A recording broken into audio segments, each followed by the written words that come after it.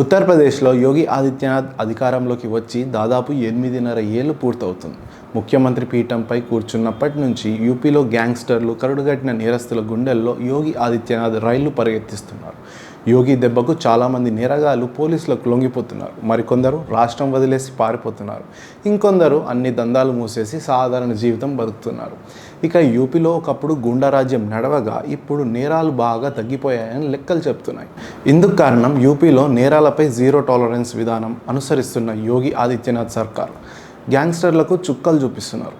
ఈ నేపథ్యంలోనే యోగి ఆదిత్యనాథ్ సీఎం కుర్చీలో కూర్చున్నప్పటి నుండి యూపీలో జరిగిన ఎన్కౌంటర్లకు సంబంధించి రాష్ట్ర ప్రభుత్వం ఒక రిపోర్ట్ను తాజాగా విడుదల చేసింది.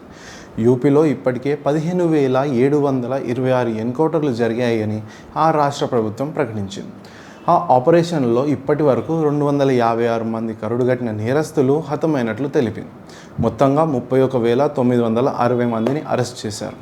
ఎన్కౌంటర్లతో పాటు వారి ఆస్తులను జప్తు చేయడం, గ్యాంగ్స్టర్ చట్టం కింద కేసులు నమోదు చేయడం, జాతీయ భద్రతా చట్టం వంటి కఠినమైన చట్టాలను ప్రభుత్వం అమలు చేసినట్లు ఈ నివేదికలో వెల్లడించింది.